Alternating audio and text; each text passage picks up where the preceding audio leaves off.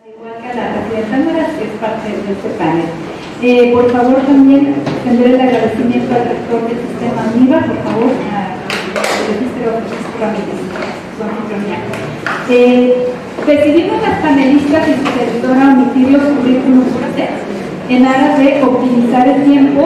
Me siento muy honrada, de verdad, de tener conmigo a 4 presidentas de los comités coordinadores de los sistemas estatales de anticorrupción de los estados, no me gusta el término local, y a la presidenta del comité coordinador del Sistema Nacional Anticorrupción. Voy a leer sus nombres y después diré cuál es la mecánica. Lucía Alcaraz Cáceres, presidenta por parte del Estado de Jalisco, todos son sistemas estatales anticorrupción. Rosa María Cruz de Bros, presidenta del comité coordinador del Sistema Nacional. Norma Alicia Sánchez Castillo, bienvenida, del Sistema Estatal de Sinaloa. Isela Guadalupe Uribe Alvarado, muy bienvenida, gracias por estar con nosotros, presidenta por parte de Colima. Y Ana Isabel Terrazas Ceros, presidenta por parte del Sistema Anticorrupción de Chihuahua. Bueno, voy a leer cuál va a ser la mecánica de este panel, voy a ser muy breve. Vamos a decir cuál es el objetivo, primeramente, después cuáles van a ser las preguntas detonadoras y un breve contexto. Vamos a tener una muy alta tecnología aquí para marcarles el tiempo, ¿verdad? No sé si usted, hacer 2 tarjetas para poder optimizar nuestras intervenciones. El objetivo del panel es conocer cómo se está incorporando la perspectiva de género en las políticas anticorrupción nacional y de las entidades federativas e intercambiar puntos de vista sobre los principales retos al respecto. Son 3 preguntas detonadoras que haremos. En las políticas anticorrupción nacional y de sus estados aprobadas o en desarrollo, ¿cómo se está incorporando esta perspectiva de género? ¿Cuáles consideran que son las principales estrategias y acciones de los sistemas anticorrupción que deben impulsarse para evitar que la corrupción agrave la desigualdad de las mujeres? Y finalmente, ¿qué retos se enfrentan como presidentas de sus comités coordinadores para impulsar este tema en la agenda pública del Estado y del país? Brevemente voy a decir una contextualización antes de cederles el uso de la voz y decir en qué orden. La igualdad de género y la paz, justicia e instituciones sólidas han sido identificados como objetivos del desarrollo sustentable 5 y 16 por sus números. Particularmente la meta 16.5 señala reducir considerablemente la corrupción y el soborno en todas sus formas. Esto hace que se vinculen 2 problemas públicos que deben ser solucionados mediante políticas públicas contemporáneas, particularmente en los países que no han alcanzado un desarrollo económico ni un Estado pleno de derecho. Bajo esta perspectiva es que les pedimos a nuestros panelistas su intervención. Vamos a hacer 2 rondas y vamos a iniciar primero con Lucy, después con Rosy, seguiremos con Norma, Isela y Ana Isabel y después a la inversa. ¿Les parece? Bueno, entonces, presidenta, Lucy, te cedemos a vos. Corren 5 minutos. Ya no sé. Bueno, pues buenas tardes a todas y a todos, gracias por su presencia y efectivamente ha sido un día aparentemente largo, comentamos por ahí con Caro, que la verdad es que se nos ha pasado muy rápido, ¿no? Mire, respecto a primero también agradecer profundamente a la UNIVA, que es mi casa, por cierto, todas las facilidades y la anfitrionía que nos han dado han sido muy amables, nos han tratado muy bien, gracias. Bueno, en lo que respecta a la primera pregunta, miren, esta misma de alguna manera se abordó en el primer panel, bueno, el panel que participé en la mañana, ¿no? Cómo desde la política pública estatal anticorrupción se ha tratado de integrar la perspectiva de género. Y bueno, yo les decía, definitivamente la tenemos considerada en la elaboración, desde la comisión ejecutiva, con la secretaria ejecutiva, se decidió que fuera un eje transversal junto con derechos humanos.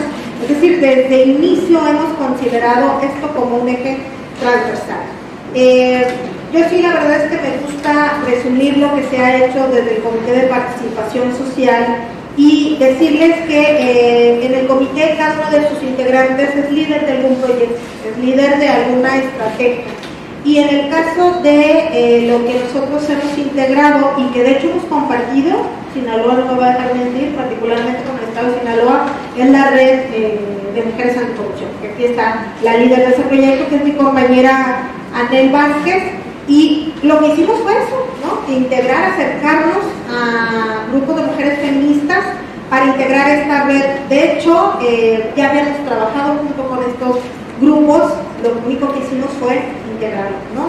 Desde el nacimiento del Comité de Participación Social hemos entendido cuál ha sido la naturaleza justo del comité, ¿no? Ser este vínculo entre la sociedad civil y la autoridad. Bajo ese esquema, pues nos hemos fortalecido con ellos. Es decir, el trabajo del Comité de Participación no se concibe sin la injerencia y la participación de la sociedad civil. Entonces, pues se integró la red de mujeres anticorrupción y la verdad es que ha sido, lo dice Anel muy bien, pues algo más orgánico. Es decir, no es que estemos sesionando cada mes y hagamos actas y nada de eso. Más bien tiene que ver con temas de interés sobre justo esto, la red de mujeres anticorrupción, y la activamos cada que hay un interés en el cual se tiene que participar. Miren, el primer tema que subimos a la red de mujeres anticorrupción fue la reforma 2.0, que está sucediendo ya en Jalisco, ¿no?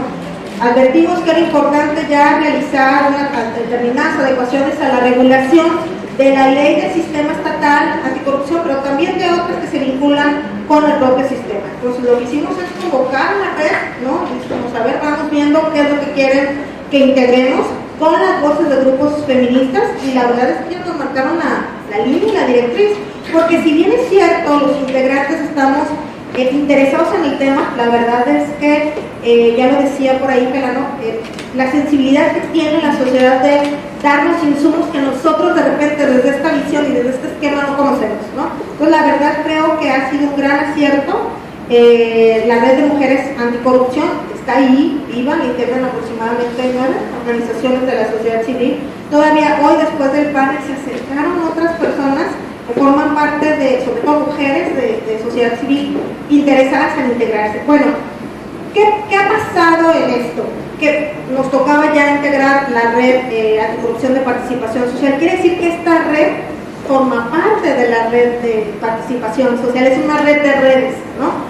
Y les digo, este acompañamiento y este fortalecimiento y este camino que han dado el Comité de Participación Social, pues no se concibe justo sin eso, sin la visión de la sociedad civil, ¿no? Inclusive hemos compartido el ejercicio con otros estados, ¿no? Han venido a conocer qué ha pasado, sobre todo considerando la red de los CPC, ¿no? Contamos con una red muy interesante, y aquí se encuentra la comisión de vinculación, se llama, ¿verdad? Y vinieron a conocer el ejercicio. ¡Ay! Y entonces, déjenles platico rapidísimo. Bueno, derivado de esto es no solo integrarlo, sino que previo a la integración de la red, por ejemplo, de empresas de producción, llevamos a cabo un taller, un conversatorio, en donde la verdad es que nos sorprendió cuánta mujer está interesada en el control de la corrupción, ¿no? Y en este primer taller, por ejemplo, fue más a nivel institucional, inclusive la Contralora nos ayudó, es que no me hace caso, nos ayudó, sí, profesora, no, porque está distraída, nos ayudó a llevar a cabo el taller, ¿sí o no, por favor? Y también Cintia estuvo en eso. La verdad es que yo me he sentido particularmente muy acompañada por mis compañeras del comité coordinador, porque cosa que sale de la sociedad civil y que se plasma en idea, aquí tengo a mis principales acompañantes, no tanto la coordinadora como Silvia Cantero. Y además llevamos a cabo un conversatorio, ¿no? Ya digamos en un esquema mucho más mucho más como social, como de organizaciones civiles. Entonces les digo, ha sido un trabajo que la verdad ha sido muy satisfactorio en esta parte y en esta dinámica, y les digo, la verdad es que ya dentro de la política estatal anticorrupción, pues lo tenemos considerado como un eje transversal, perspectivas de género y derechos humanos.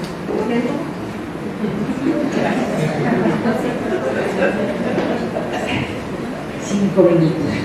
5 minutos para hablar de una mitad es muy poquito. Yo soy la mayorcita de este panel y les podría decir que yo les quería hacer una pregunta a todas las compañías que estamos aquí. ¿Quién no ha sufrido a lo largo de su historia alguna discriminación, exclusión o desigualdad? ¿Quién no? Alcen la mano. La que no ha sufrido. Bueno, alcen la mano los que sí han sufrido. Entonces, vamos, esto no es un tema de las películas o las novelas de Canal 2. Es un hecho que día con día padecemos y seguimos padeciendo. Yo fui la primera presidenta del Colegio de Contadores Públicos de México y la última. Yo fui una de las 2 estudiantes de la generación, eran 80 gandallas y 2 mujeres. Y bueno, aprendemos a vivir entre hombres y a veces aprendemos a callar porque ya nos acostumbramos. Entonces decimos, ¿y qué pasa en los EPCs? A pesar de que la legislación dice que se privilegiará o se hará que prevalezca, o sea, no hay una cuota, a pesar de eso, en esta legislación tan novedosa y que trata de combatir la corrupción, a pesar de eso, solo el 30% somos mujeres. Solo somos 10 mujeres presidentas de los 33 instancias. Entonces, eso nos dice cómo vamos a tener una política nacional con perspectiva de género si quien la escribe son los hombres. ¿Cómo vamos a tener una permanencia real de acciones que luchen con un enfoque de género en la lucha contra la corrupción si quien dicta esa política son los hombres? Y nada más entre paréntesis, me gustó mucho decir, yo soy presidenta. Y en una entrevista, la persona de la tele decía, oiga, usted está mal, porque la Real Academia de la Lengua ya dijo, es decir, presidente. Dije, mire, yo saqué la foto cuando dijeron eso, que eran buenos hombres lo que me dijeron. Además, yo me le voy a discutir a usted si gramaticalmente está bien dicho o no. Yo le voy a pedir a usted que me dé la libertad de vivir en el error gramatical y hacer visible el invisible, ¿no? Prefiero equivocarme gramaticalmente que equivocarme en mi perspectiva de género. Entonces, bueno, ¿cuáles son las líneas que tenemos? 2 de 40. Y dicen así: la prioridad 31 habla de desarrollar una agenda estratégica con un enfoque incluyente y perspectiva de género de incidencia ciudadana en el control de la corrupción, en la que se promueve el fortalecimiento de los mecanismos de participación ciudadana existentes en la materia y la creación de nuevos esquemas de redes de colaboración social. Esto es muy importante que esté en el eje de colaboración, de creación de ciudadanía en el combate a la corrupción. ¿Cómo vas a combatir la corrupción con una participación ciudadana si no tomas en cuenta a la mitad de la población? Eso no. Y entonces, pero viene así. Me alegra mucho que sea un eje transversal en la política estatal. En la nacional, el eje transversal son los derechos humanos, nada más de manera amplia. Y bueno, y hay otro que es muy importante también, que es en la lucha contra la impunidad y la arbitrariedad, más bien es la perspectiva, la línea 14, la prioridad 14, donde dice que se debe generalizar el diseño, instrumentación y evaluación de servicios profesionales de carrera en todos los ámbitos de gobierno y poderes públicos, basados en el mérito, capacidades, desempeño, habilidades, de acuerdo con el perfil del puesto, cargo o comisión, con perspectiva de género, y fomento a la diversidad y a la inclusión. Entonces, yo creo que son 2, pero 2 muy importantes. Una es la participación ciudadana con esa perspectiva de género. ¿Y por qué? Porque ya se ha dicho aquí, yo creo que en la narratoria, quienes más sufren de los actos de corrupción, que todo acto de corrupción es una violación de un derecho humano, quien más lo sufre son los grupos vulnerables.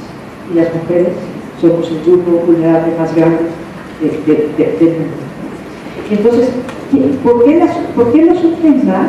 Porque estamos en esta posición de desigualdad, en donde si estamos en una reunión y habla un hombre o una mujer, van a voltear a ver al hombre. O sea, es impresionante que estás en una conducción, tú eres la presidenta del colegio de contadores, tú eres la presidenta y estás con otro hombre, fíjense, no aún. Entonces, el poder proyectar la importancia de la voz de las mujeres es una lucha de todos los días, de todo momento, pero que no debemos cejar. Allí estamos y tenemos que conseguirlo. Entonces, en la parte de la participación ciudadana es muy importante, y en la parte de la designación de los cargos, y no es que se la den a las mujeres porque son mujeres, se le dan a las mujeres porque son competentes, ¿no? Y necesitas una acción afirmativa para poner igual a lo que históricamente ha sido desigual. La acción afirmativa es darle este empujón al grupo vulnerable que puede ser discriminado, que puede ser excluido o puede ser no visto.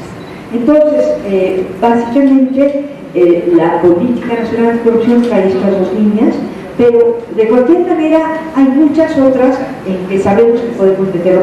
Hay una línea muy importante que es incluir en los conceptos de educación la cultura del combate a la corrupción desde la currícula.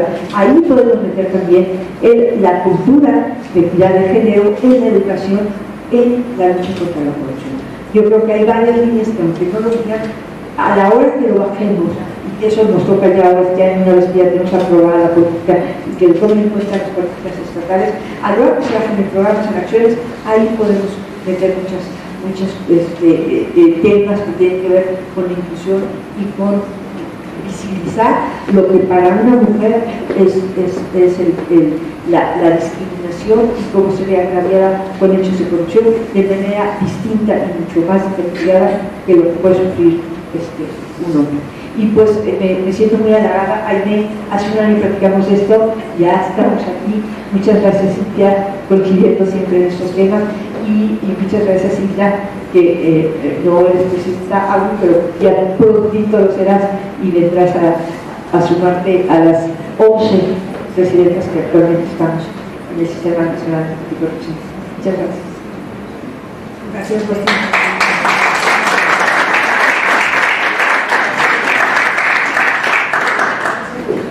Respecto a cómo se están incorporando políticas públicas con perspectiva de género desde los estados, yo quisiera primero mencionar el valor que desde mi punto de vista tienen esas dos prioridades, la 14 y la 31, que han sido incorporadas a la Política Nacional Anticorrupción, aprobada el 20 de enero pasado.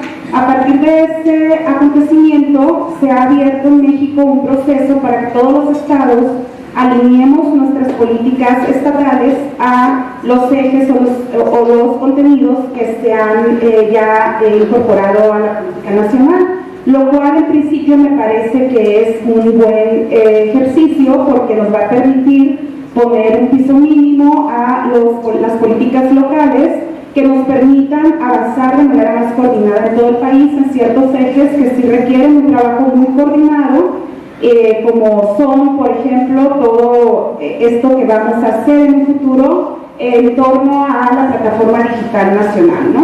Entonces, lo que ha mencionado Rosy, de las dos prioridades incorporadas a la política nacional, nos va a permitir, en el caso de Sinaloa, en principio, incorporarlas también a nuestra política estatal, es decir, ya está asegurada, al menos, la perspectiva de género en dos prioridades. Eso es muy bueno para un estado como Sinaloa y ahorita les voy a contar por qué. Y a partir de la aprobación de la Política Nacional Anticorrupción el 20 de enero del 2020, digamos que he traído a este panel una serie de datos que me parecen importantes mencionar porque tienen que ver con un enfoque ya más focalizado a las condiciones o las características que cada región enfrenta.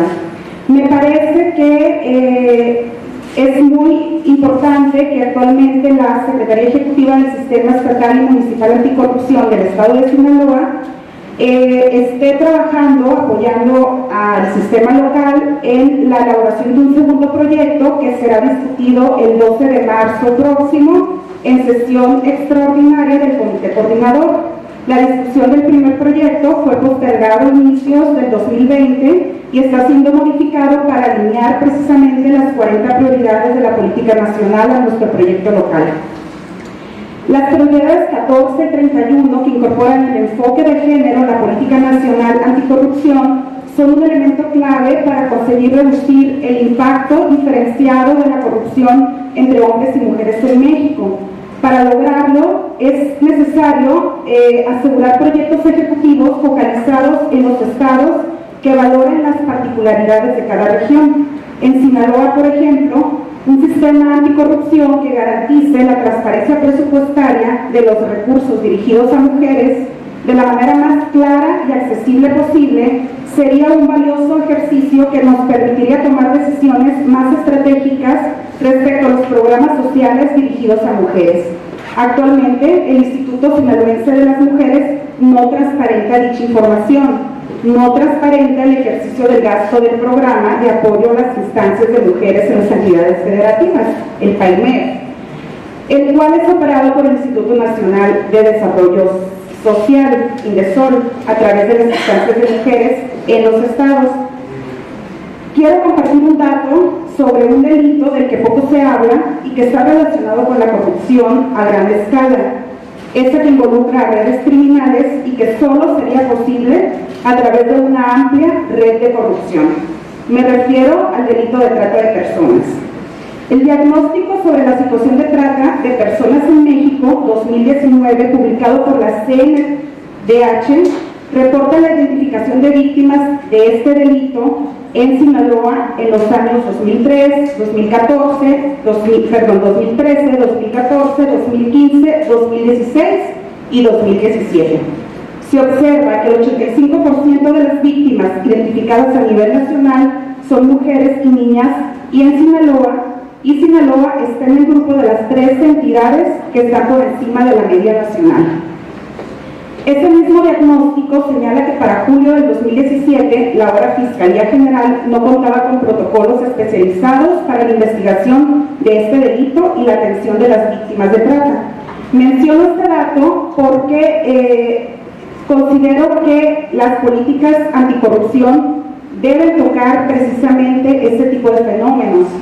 En Sinaloa tenemos muy presentes los casos de feminicidios, los casos de desaparición forzada de mujeres y, por desgracia y por fortuna, hay grupos de sociedad civil directamente trabajando de manera muy valiente en visibilizar estos dos tipos de delitos que están y deben estar vinculados a las políticas públicas en materia de corrupción. Si no logramos impactar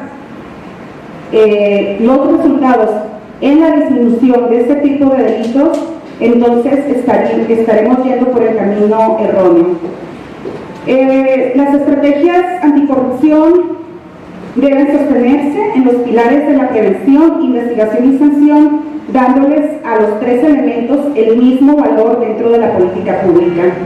En Sinaloa esperamos que la política estatal anticorrupción logre visibilizar no solamente la forma en la que se están designando los presupuestos públicos dirigidos a estos grupos vulnerables, como es el de las mujeres, sino también que podamos contar con mecanismos más accesibles, focalizados a esas víctimas de estos delitos que les he mencionado antes. Gracias.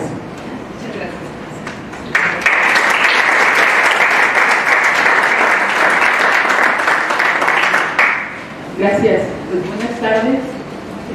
Agradezco a la invitación, desde luego, la iniciativa de generar espacios de discusión y de reflexión en donde podamos expresar no solamente lo que estamos haciendo en el seno de los comités, sino cuáles son los pulsos reales y los diagnósticos que advertimos en temáticas específicas. En este caso, pues, la discusión es en el marco y en el contexto del Día Internacional de la Mujer, qué cosas estamos haciendo desde los ámbitos de los comités de participación ciudadana y desde los propios sistemas locales con la perspectiva de género, cómo lo estamos integrando. Y entonces en eso radica la primera pregunta de manera concreta, ¿no? ¿Cómo estaremos impulsando la perspectiva de género? Antes de dar respuesta a la pregunta, y bueno, entendí en el panel pasado y en algunos otros en los que he tenido la oportunidad de participar en temas de género, que es uno de los temas favoritos de aquí de su servidora y con los cuales he venido trabajando ya hace algunos años, en que los avances que hemos tenido en materia del avance y en la reducción de las brechas de desigualdad entre hombres y mujeres se han dado, sí. Lo que creo es que quizá no a la velocidad que requerimos, ¿no?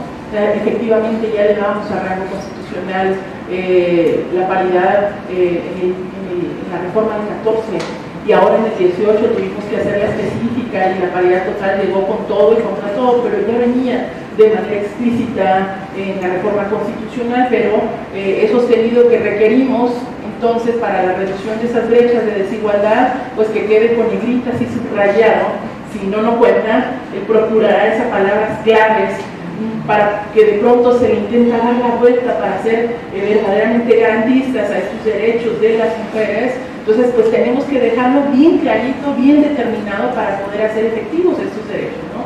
Y bueno, ¿qué cosa pasa con la propuesta de política anticorrupción en los estados?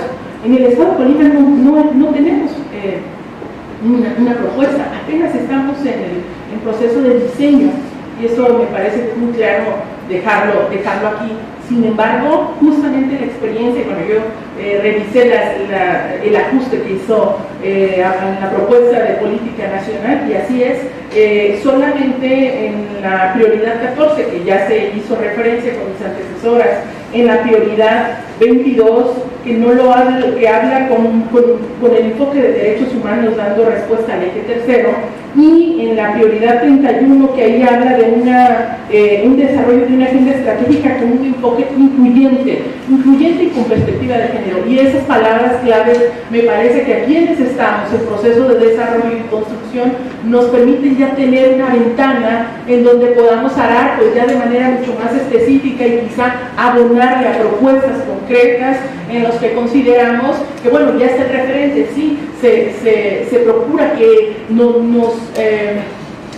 nos acobijemos de estas grandes ejes y de estas prioridades y que los adaptemos a nuestras realidades, pero estas referencias son un buen punto de partida, pero que creo que podemos capitalizar y materializar ya en acciones quizá mucho más concretas. Yo diría, antes de que se hiciera el ajuste a las 40 prioridades, cuando eran 60, yo las revisé y aún así me parecía que era acotada la perspectiva de género. En una presentación que yo hice en octubre del año pasado, justamente observaba que nos faltaba mucho, además que era la perspectiva de género en la propuesta de política nacional parecía casi ausente, ¿no? Era una afirmación dura, pero me parece que así es, y sobre todo cuando las mujeres queremos todo y lo queremos porque es un derecho, ¿no? Siempre vamos por todo y queremos todo. Cuando yo tuve la oportunidad de estar en la lucha por la paridad, queremos todo porque los espacios tienen que estar representativos de manera igual. Entonces, pero creo que aún así es un buen comienzo, es un buen marco de referente que nosotros que estaremos en este diseño, pues estaremos replicando. Una buena práctica, aún y a pesar que estamos en este diseño y que estaremos emulando rapidito, es que en el Comité de Participación Ciudadana trabajamos aún sin estar en la ley con negritas y subrayadas en el proceso de designación de la Fiscalía Especializada en Trata de Delitos de Género. Ahí esa experiencia fue muy enriquecedora y además quedó documentada, ¿sí? en un documento, valga la redundancia, que entregamos a la Fiscalía General, desde luego acompañados con organizaciones de mujeres.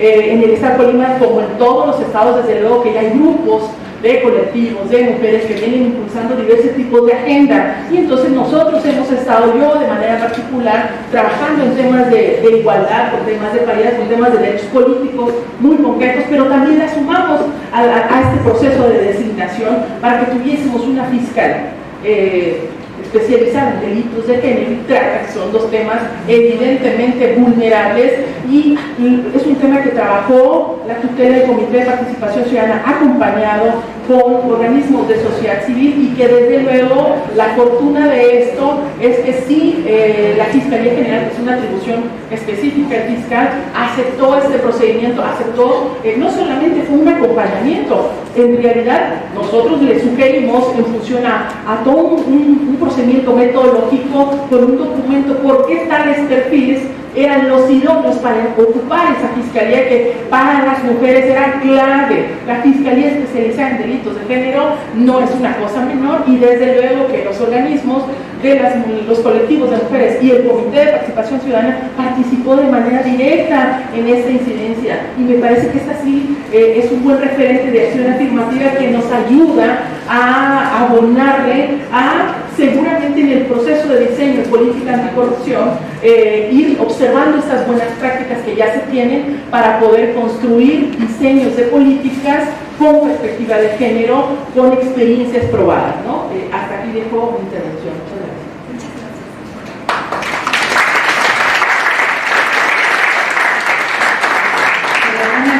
Y luego ya me ganaron dos discursos. Bueno, una de las cosas es que a mí se me hace el colmo a estas alturas de 2020 y eso 2020 después de Cristo, no, porque antes eran otros tantos miles o no sé, millones de años, ¿no? Entonces estar hablando de la igualdad, cuando hace cerca de 2000 años ya una persona estaba ahí dibujando en el suelo, un maestro, sin hablar de religión, y llegan acusando a una mujer adúltera por ejercer su libertad sexual, la iban a apedrear, y entonces ahí quedó marcada esa igualdad de género desde hace 2000 años, ¿no? Entonces, ¿cómo seguimos peleando? Nosotros en el estado de Chihuahua tenemos, pues yo creo que estamos en los primeros estados en el país de feminicidios, y seguimos luchando, y ahí tenemos una Maricel Escobedo muerta frente a Palacio por estar peleando por los derechos, por su hija muerta, y ahorita tenemos a otra mujer, Norma Ledesma, con la misma situación. O sea, transcurren los años y seguimos en las mismas situaciones. Y nosotros discutiendo si somos iguales o no somos iguales. Se me hace el colmo como mujer, como ciudadana. Yo tengo la firme convicción de lo que hay que empoderar a ser ciudadano. Nos tenemos que empoderar los ciudadanos a ser iguales en derechos, en todo. O sea, digo, no hay nada nuevo. O sea, es que hemos estado peleando hace 2000 años lo mismo. En Chihuahua sí traemos, con respecto a la pregunta, que es, perdón, pero no lo con lentes, que en las políticas anticorrupción de sus estados, ¿cómo se está incorporando la perspectiva de género? Nosotros tenemos la Ley Estatal de Derechos de las Mujeres a una vida libre de violencia, si en su artículo 3 dice: los principios rectores del derecho de las mujeres a una vida libre de violencia que deberán ser observados en la elaboración y ejecución de las políticas públicas son la igualdad jurídica y la equidad entre la mujer y el hombre, el respeto a la dignidad humana de las mujeres, la no discriminación y la libertad y autonomía de las mujeres. En la Ley de Igualdad de Hombres y Mujeres del Estado de Chihuahua, en su artículo 7, el Ejecutivo del Estado podrá suscribir convenios a fin de lograr la transversalidad de la perspectiva de género en la función pública del Estado de Chihuahua. Fortalecer la implementación de acciones afirmativas que favorezcan la aplicación de una estrategia integral en el Estado de Chihuahua. Y coadyuvar en la elaboración e integración de iniciativas y políticas de cooperación para el desarrollo de mecanismos de participación igualitaria de mujeres y hombres en los ámbitos público y privado. ¿Y qué tenemos con esa última Ley de Igualdad de Hombres y Mujeres, donde el Ejecutivo dice que hay que fortalecer la implementación de acciones para la aplicación de una estrategia integral.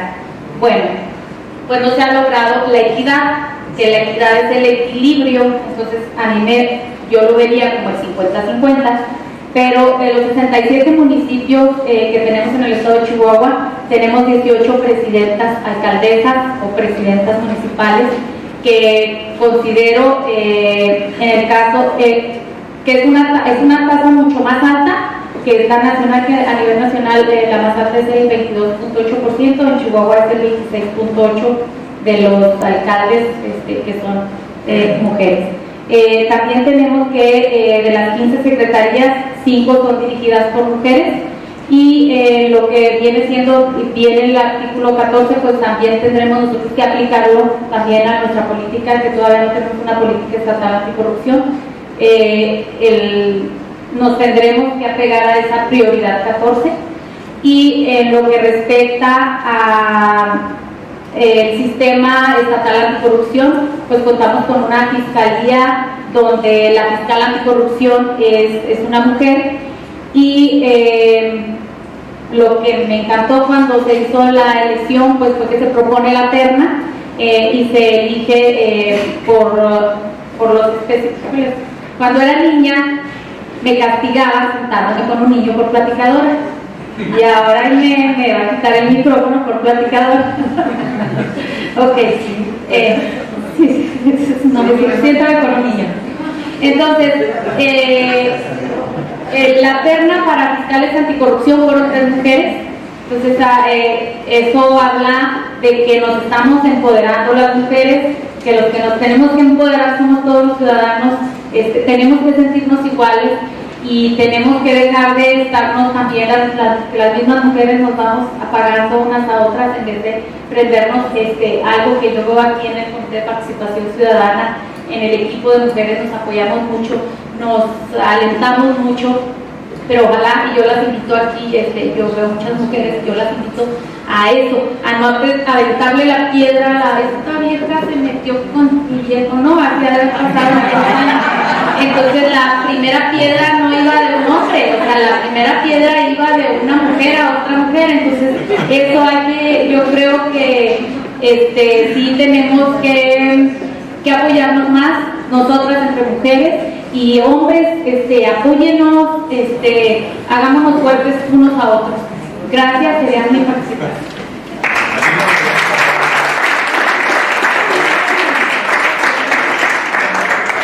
En defensa de esta tirana, tengo testigos de que fueron cerca de 8 o 9 minutos para cada uno. Haremos, voy a hacer una recapitulación de las cosas que podemos rescatar en cuanto a las primeras 2 preguntas, de cómo se están desarrollando las que han sido aprobadas en la nacional, la perspectiva de género, cómo está incorporada y cuáles son las estrategias. Recapitularía, pues como una de las grandes estrategias es mantener el vínculo sociedad con el comité coordinador y con los responsables de la implementación de la política, ¿verdad? Por medio especialmente de 2 comités ciudadanos, llámense CPCs o CPS, ¿no?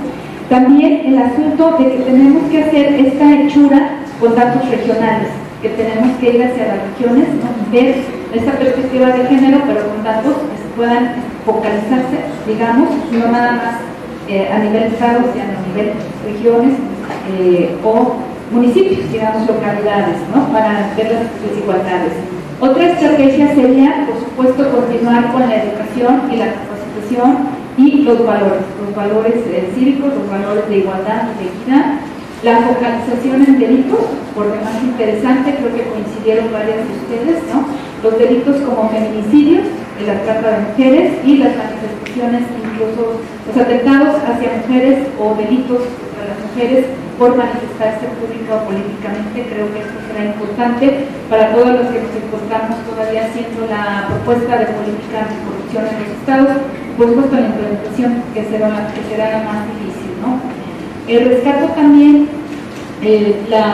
los equilibrios y los avances que dicen haber manifestado. Los datos son, si no las velocidades que quisiéramos, como ya lo señalaron, pues sí podemos decir que hay avances, ¿verdad?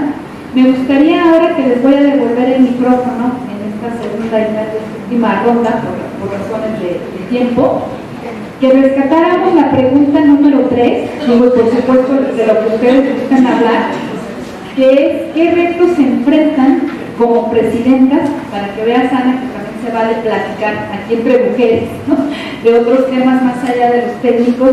¿Cuáles son los retos que enfrentan como presidentas de sus comités coordinadores para impulsar este tema en la agenda pública, tanto la del Estado, la interna, en estos cuerpos colegiados, que sabemos que son complejos, que son, así como usted dice en red de redes, acá también es un cuerpo colegiado de varios cuerpos colegiados que están inmersos, y para el Estado y el país. Vamos a hacer ahora un orden inverso, comenzaríamos con Ana, por favor.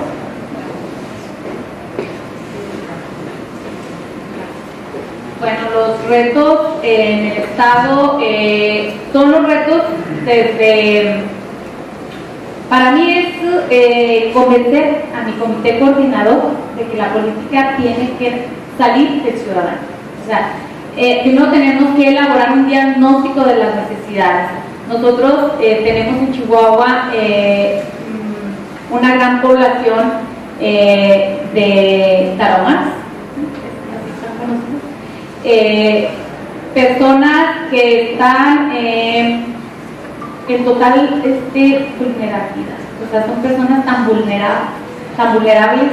Hay pobreza, hay desigualdad, hay mucho maltrato a la mujer, hay nosotros nos damos cuenta de las cifras de las mujeres que mueren por violencia familiar, pero la verdad de las cosas es que son mucho más altas las cifras porque esas mujeres no hay cifras, entonces no hay una estadística. Entonces, desde ahí, ese es mi reto, en hacer entender al comité coordinador que en el comité coordinador ahorita vemos 3 mujeres, la secretaria de la Función Pública, la fiscal anticorrupción y una servidora. Los 4 otros miembros son hombres. Creo yo que el reto va a ser que la política no salga de una copia de la política nacional, que si bien es cierto que se tiene que apegar a los ejes y a las prioridades del nacional para ir armonizados, sí creo yo que particularmente se tiene que revisar las necesidades en cada uno de los estados, y en este caso las necesidades, y quienes conocemos de las necesidades somos los ciudadanos, somos los que las sufrimos, somos los que sabemos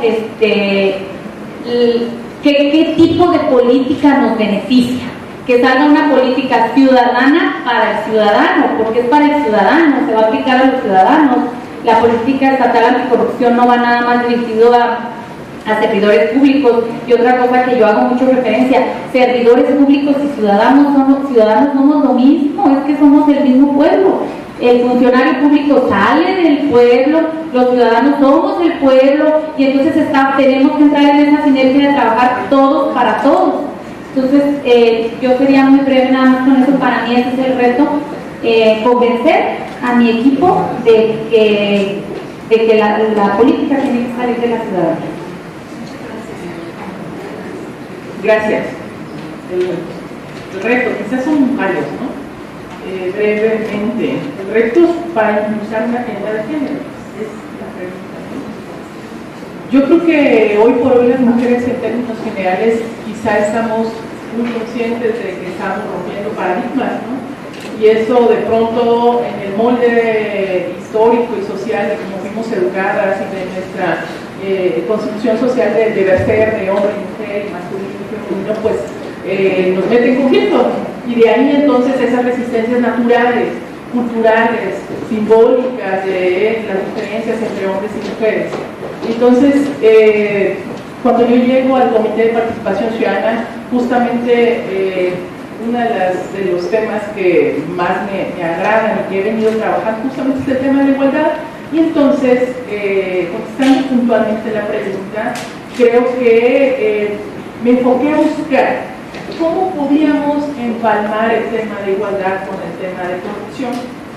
Y me di cuenta que es una aseveración dura y es una aseveración fuerte, pero desde luego hay una afectación desproporcional mucho más de la corrupción hacia las mujeres, hacia los hombres, ¿sí? Y entonces sobre esta aseveración que es fuerte, hay que buscar datos, hay que buscar formas, no tenemos referentes metodológicos de datos que nos digan, solamente, seguramente debe haber más, pero yo me he dado la tarea de buscar esa y trabajar en esa amalgama de esos dos temas con los que ahorita por la coyuntura he estado trabajando, y el tema de igualdad, ¿no? Y entonces me encontré con esta premisa y creo que esta afectación desproporcional es clara, y quizá este tendría que ser un reto también para reconocerlo. ¿De qué manera? Porque luego pronto, ¿y cómo lo podemos comprobar?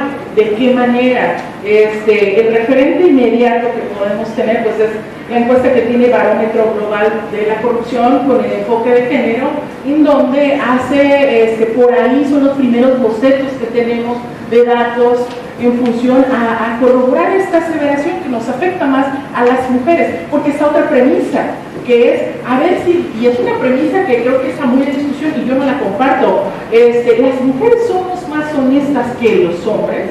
Yo creo que esa premisa no pudiera ser posible, porque no es una condición de género, ¿sí? Porque si la medimos, seguramente para poderla medir, no tenemos el igual número de espacios allí en la parte pública para poder medir. Entonces yo me voy mejor a la parte de la afectación, y creo que el comité coordinador, el comité de participación, soy la única mujer, acepte esta, pues, y desde luego ya no se diga que lo podamos trasladar a una política pública, pues es un mega reto, diría yo, no solamente a nivel local. Me parece que esto tendríamos que estarlo analizando también a nivel como un problema nacional de afectación de la corrupción.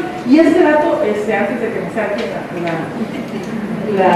los tiempos, Barómetro Global, hay un dato referente muy genérico, pero es interesante. Por ejemplo, el soborno afecta más a las mujeres, y están más propensas a ser vulnerables, específicamente en temas de educación y salud.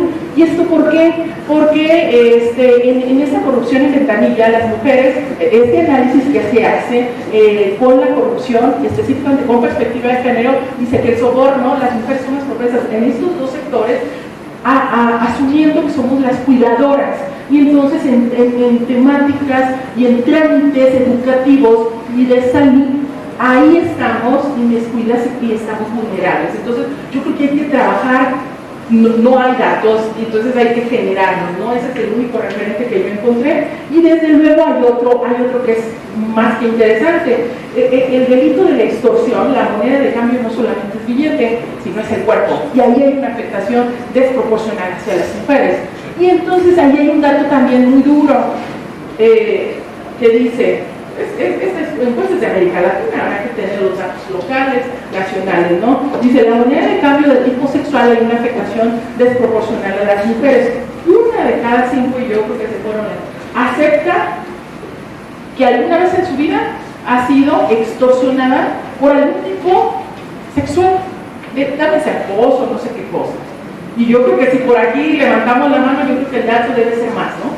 Entonces yo creo que habría que comenzar a trabajar y a generar, porque la pregunta es, ¿qué cosas cuáles son los retos en materia de agenda de género, en la corrupción? Esas dos variables tendrían que estarse analizando, porque me parece que no tenemos esos datos que puedan además ayudarnos a cómo corregir estos problemas sociales, y entonces encuentro que sí hay una vinculación muy fuerte y un punto de encuentro entre corrupción, género, y cómo poder construir políticas públicas con perspectiva de género. Mismamente ahí tenemos dos, y habría que reconocerlos y habría que comenzar a trabajar en ellos. Otro dato rapidito, además de esto, creo que nos surge la parte numérica, y hay una palabra favorita para quienes trabajamos el tema de género, que es la parte de visibilizarnos, ¿no? Entonces, bueno, numéricamente hemos estado, sí, somos un montón, y resulta que no estamos representadas en ningún lugar.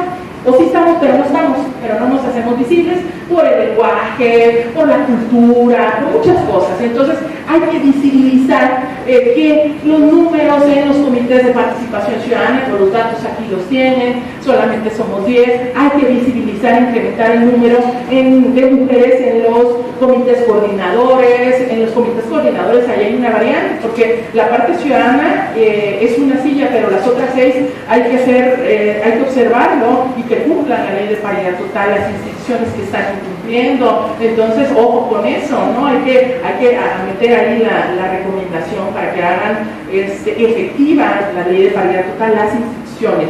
Y bueno, esta parte visible y numérica, pues también, creo que también va para las secretarías técnicas, ¿no? Hoy por hoy requerimos que las mujeres también formen parte de la estructura de los secretariados ejecutivos, porque entonces pues hay que mandar con el ejemplo, ¿no? Y entonces, bueno, vemos que las acciones afirmativas se están generando con convocatorias exclusivas para mujeres, ya por ahí el Poder Judicial, el INE y tal, ¿no? Entonces, yo creo que el secretariado también tiene su propia tarea para poder, creo que aquí en Jalisco ya por ahí, ¿no? Entonces, y además, pues trabajar con temas de contenido, de perspectiva de género, porque, concluyo con esto, el hecho de que seamos mujeres no necesariamente nos indica que tengamos perspectiva de género.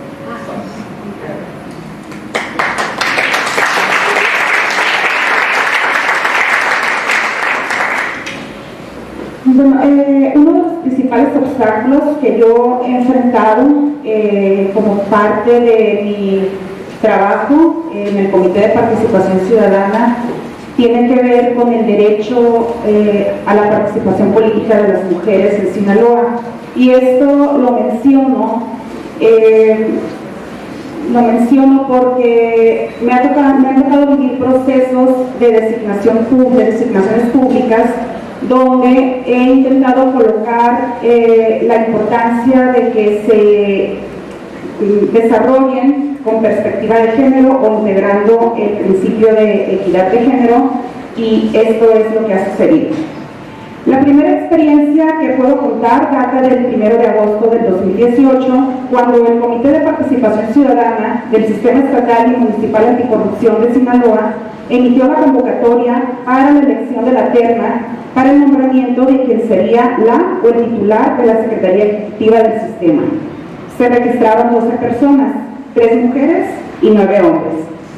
En una de las reuniones de discusión sobre la metodología que se aplicaría para elegir a los 3 finalistas, presenté la propuesta de que se incorporara a la metodología el principio de género. Por mayoría, mi propuesta fue rechazada. Una segunda experiencia que refleja las resistencias para garantizar el derecho de participación política de las mujeres en Sinaloa lo viví durante el proceso que implementó la Comisión de Selección en 2019 para la renovación de una vacante en el Comité de Participación Ciudadana, del cual soy parte desde julio del 2018 y hasta julio próximo. Es decir, me ha tocado participar en este órgano por 2 años. Para entonces, yo había sido la única mujer de un equipo de 5 y ya se había renovado la vacante que dejó el primer presidente del comité, hombre, al concluir su periodo en julio del 2019. En su lugar, nuevamente quedó un hombre. Al fallecer uno de los integrantes del comité, se abrió una nueva oportunidad para que la Comisión de Selección hiciera eco de la demanda de organismos de la sociedad civil que no solo pedían paridad, sino también transparencia y máxima publicidad en el proceso. En aquella ocasión, y junto con un grupo de organizaciones civiles y ciudadanos que en colectivo decidimos abrir espacios de diálogo con los integrantes de la Comisión de Selección para solicitar que se dirigiera la convocatoria solo a mujeres, la mayoría cuestionó la petición al señalar que sería discriminatorio para los hombres que también tenían derecho. Fueron tantas las reuniones y los exhortos públicos realizados, a los cuales yo me sumé activamente, que la Comisión de Selección terminó dirigiendo la convocatoria a mujeres, pero sin firmar un acuerdo formal que asegurara lo mismo en los siguientes procesos. Lo que habíamos solicitado era aprender de la experiencia de Coahuila, una comisión de selección que aprobó por unanimidad un acuerdo publicado en el Diario Oficial del Estado para que los siguientes años se garantizara la integración paritaria en el comité. Acompañar a las organizaciones civiles locales y nacionales en la demanda de paridad, transparencia y máxima publicidad en el proceso de selección implementado por la Comisión de Selección en Sinaloa motivó un extrañamiento público por parte de mis compañeros del Comité de Participación Ciudadana en Sinaloa en una sesión ordinaria celebrada el 4 de diciembre de 2019, quienes llamaron intromisión el que yo haya respaldado una demanda de organizaciones civiles y ciudadanos dedicados a la defensa de derechos. Considero que la lucha por la participación política de las mujeres debe comenzar por eliminar este tipo de resistencias que he descrito arriba.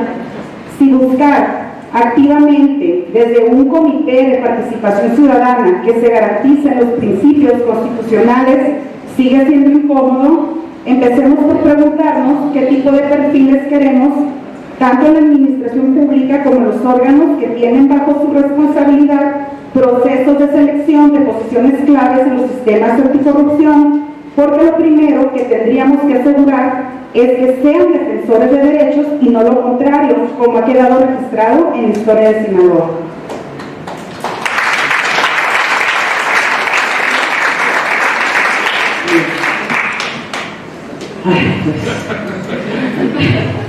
Pues, ¿qué nos espera?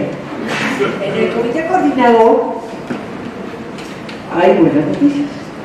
Actualmente está Meréndira Sandoval, está la fiscal María Luis Vijandos, está Loreta Ortiz del Consejo de la Judicatura y su servidor. Somos 4. Está el auditor David Colmenares, oaxaqueño, rudo, y está Rafael Anzúrez, buena persona. Y los que del INAI, que es la Paco, y quién llega. Si llegaba Blanca Lidia o llega José, seremos 5, 2. ¡Wow! Ese también es una red, porque entre mujeres somos también a veces dificilitas, ¿no? Habrá que ver cómo nos hablamos y cómo nos empoderamos como mujeres para conducir esto. Pero, y por otro lado, tenemos una secretaría ejecutiva donde está Ricardo como secretario y tiene a su cuerpo directivo al jurídico, al de política, al de riesgo, al de la plataforma nacional, al administrador y al de vinculación, todos los de todos. Entonces, todos ellos completos. Entonces tenemos una secretaría ejecutiva de hombres al servicio de 5 chicas. Va a estar fuerte, bonito y interesante. Entonces, este es un reto. Bien, ahora, ¿cómo veo esto? Sí, la corrupción mata. La corrupción mata a mujeres, principalmente. Y no puedo dejar de mencionar un caso que tuve en la Comisión de Derechos Humanos, de la cual ya viste, que lo recuerdo siempre porque me duele, hasta me extraña. Una chica llamada Clara está en reclusión, habla por teléfono a la comisión diciendo que está embarazada, que se siente mal, llega al centro de atención dentro del reclusorio, le dicen no, tú no tienes nada, apenas tienes 8 meses, regrésate a la celda, habla por teléfono a la Comisión de Derechos Humanos. Ustedes saben que se emiten medidas precautorias, medidas preventivas que eviten y que preserven la integridad y la salud, la vida de las personas. Entonces, esto lo hacen en la noche, llega a la queja, en aquel entonces por fax mandamos las medidas precautorias y al día siguiente le llega el expediente al abogado que tiene que ver el caso, al otro día, se espera 3 días, llega al reclusorio para ver qué pasaba y se encuentra con un reporte médico de Tepepan en donde efectivamente mandaron a Clara a que fuera atendida después de las medidas precautorias, pero el reporte médico del hospital refiere que no la pueden admitir porque no llevaba la ropa del producto. Clara murió porque no tenía un baño y también murió su hijo. La corrupción mata. Y de verdad que lo cuento muchas veces y todas las veces que los cuento, no podemos, ni una más. Y tenemos que luchar contra eso. Perdón, si no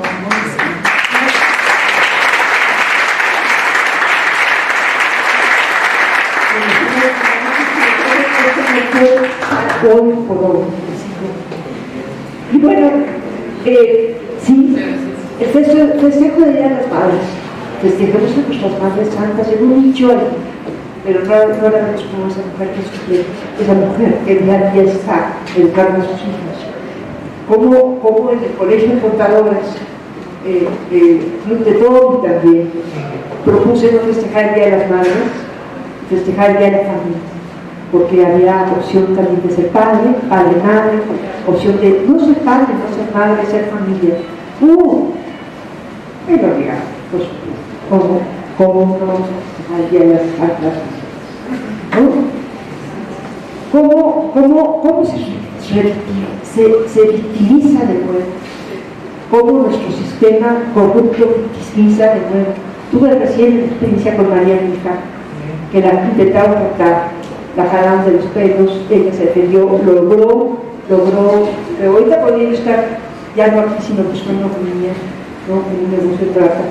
Y bueno, vamos a presentar la denuncia porque mi niña es luchona, vamos, la pasa al médico legista, no me permite estar con ella, un hombre que la tiene que revisar a ver qué le sufrió, tiene que ser victimizada de nuevo. Nos tardamos 12 horas en poner la queja, poner el retrato hablado, y ¿saben qué pasó? Ella inclusive, cuando ya el tipo la suelta, logra sacar una foto de espaldas, lo da como prueba. Oigan, vean, fue en Bellas Artes, el frentito de Bellas Artes, vean las cámaras, no pasa nada, pero además no puede constituirse como un delito porque no la secuestraron.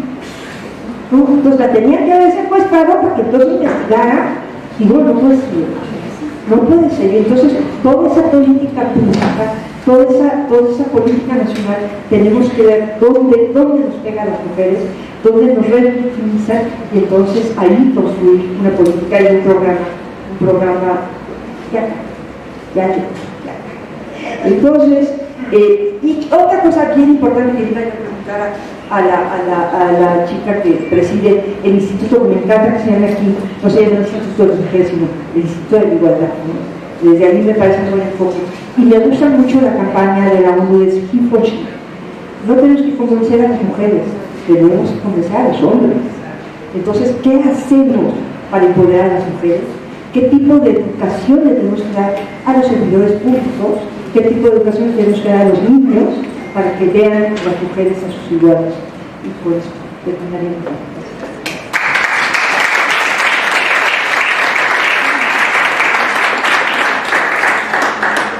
Bueno, pues yo he de comentarles que afortunadamente en Jalisco, antes de que se aprobara la política nacional anticorrupción, es decir, desde julio del 2019, la Comisión Ejecutiva ya había decidido que un eje transversal fuera la perspectiva de género. Es decir, no, la verdad es que no nos esperamos a la nacional, ¿no? A que en sus prioridades nos dijera si entraba la perspectiva de género o no. En Jalisco ya lo habíamos decidido, con la situación de que obviamente tendría que estar vinculada, agarrarse de la nacional, pero Jalisco, les comento, creo que afortunadamente desde julio del 2019, desde la Comisión Ejecutiva, se decidió esto. Y a mí, la verdad, particularmente me hace muy feliz. ¿Qué también me hace muy feliz? Que hoy actualmente somos 3 mujeres en el Comité de Participación Social.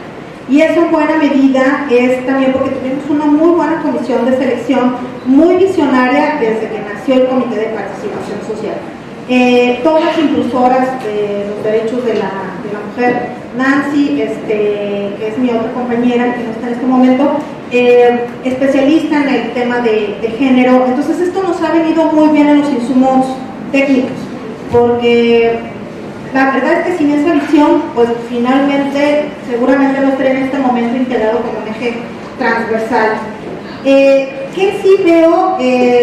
Mira, lo que tú decías, Cela, sobre los pocos datos que existen de cómo la corrupción nos afecta de manera diferente. Efectivamente, solamente 2 insumos, el que tú ya comentabas y otro que tiene que ver con un estudio muy pequeñito que es de Eurosocial, ¿no? En donde hay datos interesantes, pero no encontramos más.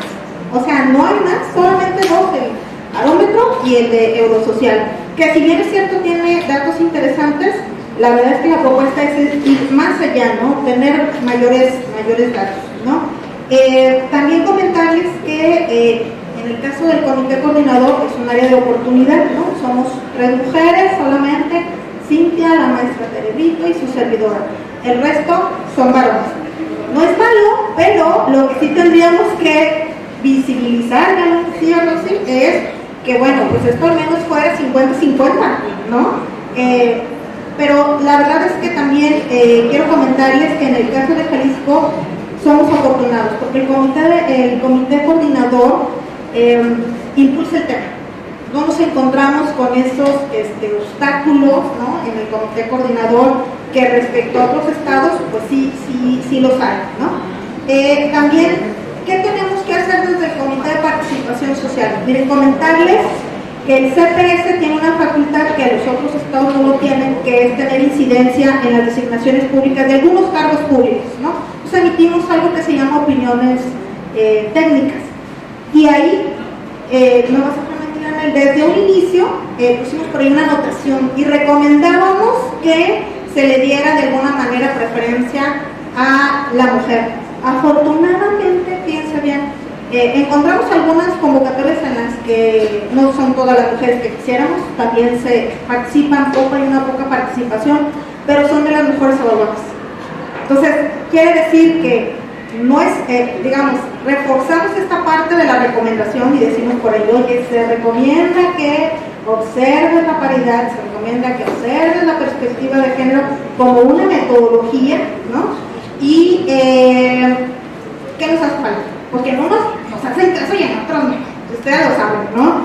Hay convocatorias en las que se elige al mejor evaluado y hay otras en las que se elige o dentro de todo el pool que existe, ¿no? Entonces yo creo que es un área de oportunidad para nosotros buscar el mecanismo para que esto cobre mucho más fuerza, ¿no?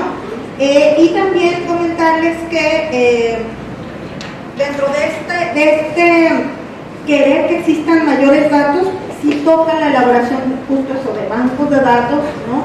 Lo comentaba un poco en la mañana, no sé si recordarás, Cintia, segregar desde la transparencia datos de género que nos permite entonces retomarlos como un insumo para todo este trabajo que realizamos técnico desde la Comisión Ejecutiva y que nos podría abonar a la política estatal anticorrupción.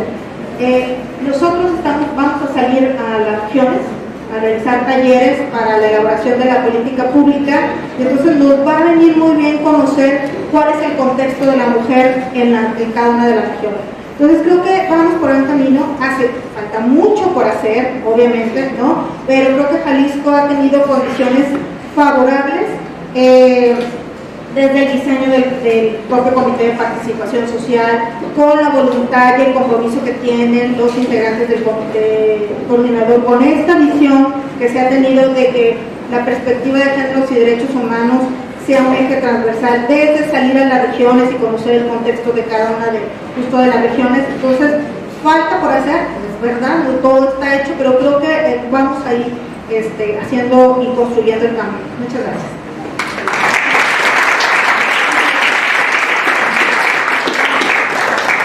Muchísimas gracias a todos. Creo que hemos tomado nota de todas las tareas, incluyendo las que les toca, por supuesto, a las secretarías ejecutivas. Por ahí están una de nuestros analistas para la elaboración de la propuesta. Los datos son claves para nuestra labor técnico. No me resta más que agradecerles a todas ustedes el que nos hayan acompañado.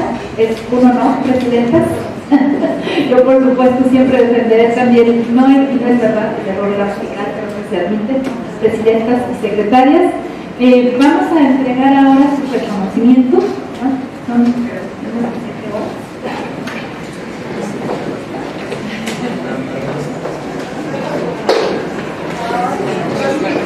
Voy a leerlo una sola vez, nada más integración.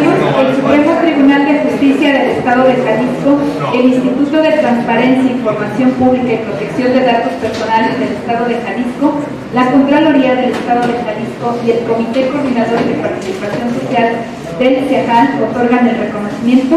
Presidenta Almaraz,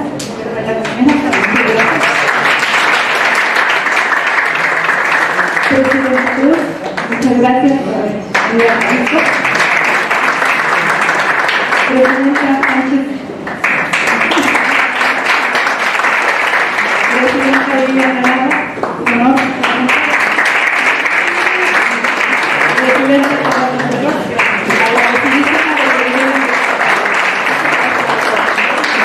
Bien, y ahora le pedimos al secretario ejecutivo del ITEC, Miguel Ángel Hernández Velázquez, le entregue el reconocimiento a la doctora Aimee Figueroa.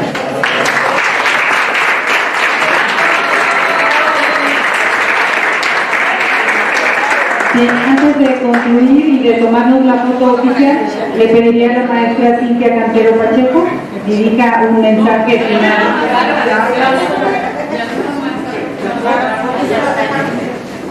No, nada más agradecer la participación de todos y todas y todos ustedes. Tuvimos, para ya hablando de los datos, tuvimos alrededor de 17 panelistas, 4 moderadores en el transcurso del día, moderadoras, y una conferencista. Y bueno, no me dejarán mentir los que tuvieron la oportunidad de estar todo el día. En realidad, la retroalimentación que nos queda con todas las participaciones, con todas las intervenciones, es sumamente positiva. Me parece que hay muchísimo por hacer, por construir. El punto aquí es organizarnos y desde la competencia de los espacios de acción de cada una de nosotros o de cada uno de nosotros, pues buscar esa sinergia en impulsar el cruce de estas agendas, que es fundamental. ¿Quién comentó lo de los datos, Luz? Ya se está trabajando en una propuesta a nivel federal, incluso ya se aprobó para que en la Ley General de Transparencia quede establecido, pero también la semana pasada propuse al Pleno del ITEI también para que ya lo aprobemos e impulsar una reforma en Jalisco para que todas las instancias que de alguna manera reciban denuncias y tengan la atención relacionada con los casos de violencia con los casos de violencia contra la mujer, empiecen a generar información estadística que sea obligatoria publicarla como información fundamental, así como el seguimiento de atención de cada uno de los casos. Entonces me parece que algo que se obtenía información estadística vía solicitud de información y que tenía en ocasiones que llegar hasta, al menos en caso de Jalisco, hasta el ITEI para que nosotros ordenáramos la entrega, pues básicamente va a ser algo que ya va a quedar próximamente como obligatorio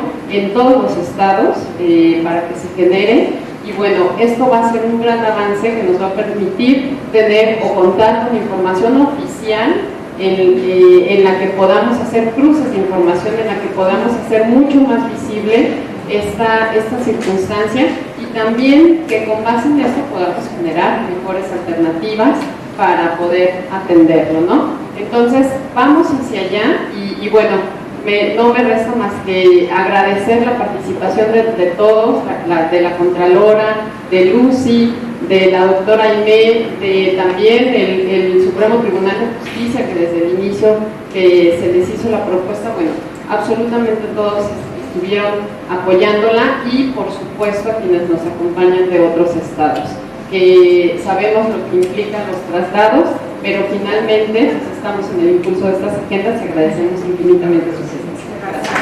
Le pedimos ahora sí, voten para la foto oficial, le pedimos a la Contralora Teresa Rico nos haga favor de